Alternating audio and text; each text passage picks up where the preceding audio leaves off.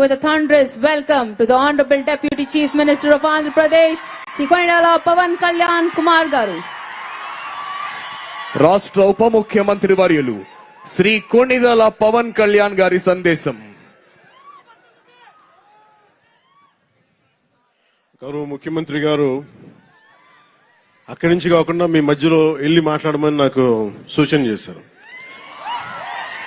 ఎందుకంటే ఇది చాలా నా గుండెకి చాలా ఆత్మీయమైన సంఘటన. ఇది ఒక 3-4 సంవత్సరాల క్రితం మీరు ఎగ్జామ్స్ రాసి మీకు ఉద్యోగాలు వచ్చి కూడా మీకు నియామక పత్రాలు ఇవ్వకపోవడం, దాన్ని కోర్టు కేసులు అవ్వడం, ఈ రోజున ఇన్ని వేల మందికి దాదాపు 6,100 పోస్టులు ఈరోజు ఈ విధంగా ఒక పండగ వాతావరణంలో జరుపుకుంటున్నామంటే దానికి మూల కారకులు గౌరవ ముఖ్యమంత్రి శ్రీ నారా చంద్రబాబు నాయుడు గారు.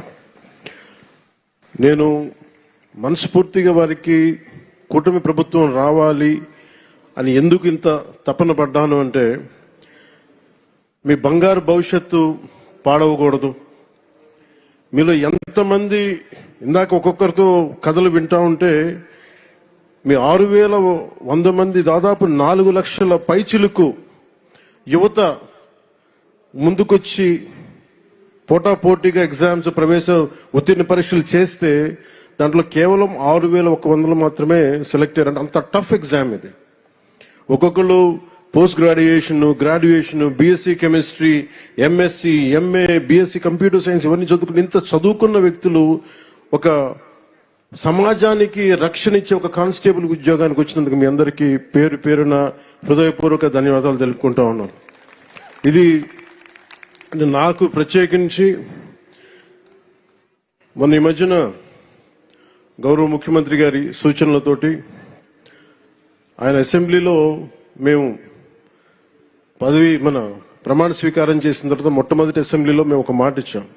ఆంధ్రప్రదేశ్ సుస్థిరత కోసం, యువత భవిష్యత్తు కోసం మేము నిలబడతామని. ఎక్కడా కూడా వ్యవస్థీకృతం అయిపోయింది అవినీతి అనేది. అలాంటి వ్యవస్థీకృతమైపోయిన అవినీతిని మేము చిత్తశుద్ధిగా దాన్ని లేకుండా చేస్తాం, ఒక ప్రయత్నం చేస్తా ఉన్నాం. దాంట్లో భాగంగానే ముఖ్యమంత్రి గారి దృష్టికి తీసుకెళ్లి పంచాయతీరాజ్లో దాదాపు 10,000 మంది పైచిలుక్కి ఒకేసారి మేము ప్రమోషన్స్ ఇవ్వడం జరిగింది.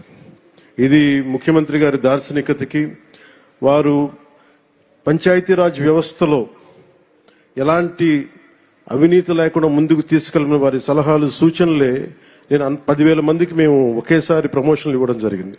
అదే కోవలో 6,000 మంది దాదాపు 4 నుంచి 5 సంవత్సరాలు అనుకుంటారు మీ అందరూ మీ ప్రవేశ పరీక్షలు రాసి నియామక పత్రాలు వచ్చిన తర్వాత ఇవ్వలేకపోయినందుకు ఒక 3 సంవత్సరాలు, 3.5 సంవత్సరాల విలువైన కాలం కోల్పోయారు అందరూ. ఆ కాలాన్ని ఎవరు తిరిగి తీసుకురాలేరు. డబ్బు తిరిగి రావచ్చు కానీ కాలం, ఎందుకంటే 6,000 మంది మీరు మాట్లాడుతూ ఉంటే ఒక్కొక్కరు ఇక్కడ కూర్చున్న 6,000 మంది మీ తల్లిదండ్రులు, ఒక్కొక్కరి కష్టాలు ఎక్కడో అల్లూరు సీతారామరాజు జిల్లా నుంచి కావచ్చు, అనంతపురం జిల్లా నుంచి కావచ్చు, అలాగే మన ఉత్తరాంధ్ర శ్రీకాకుళం, విజయనగరం. నాకు నుంచి అదే అడుగుతున్నాను. మన హోంమంత్రి అనిత గారిని, సోదరు అనిత గారిని అడుగుతా ఉన్నా, ఎందుకు ఎక్కువ మంది శ్రీకాకుళం, ఉత్తరాంధ్ర ఎందుకు ఎక్కువ చెప్పలేదు, మిగతా జిల్లాల నుంచి రావట్లేదంటే, నాకు మిగతా జిల్లాలు మా గౌరవ ముఖ్యమంత్రి గారు కూడా చెప్తున్నారు, మిలిటరీకి సర్వీసెస్ కి ఎక్కువ మన ఉత్తరాంధ్ర జిల్లా నుంచి వస్తాయని చెప్పి. ఉత్తరాంధ్ర నాకు అనిపిస్తే ఒకసారి భరతమాత గుడి కూడా అక్కడ ఉత్తరాంధ్రలో ఉంది. అంటే మీరు సమాజం కోసం ప్రకాశం, కాకినాడ, ఒక జిల్లా, అన్ని జిల్లాలు మనే, ఒక జిల్లా ఎక్కువ ఒక జిల్లా తక్కువ కాదు. కానీ సత్యసాయ ఏ జిల్లా ఎక్కువ కాదు, ఏ జిల్లా తక్కువ కాదు, అన్ని సమానం.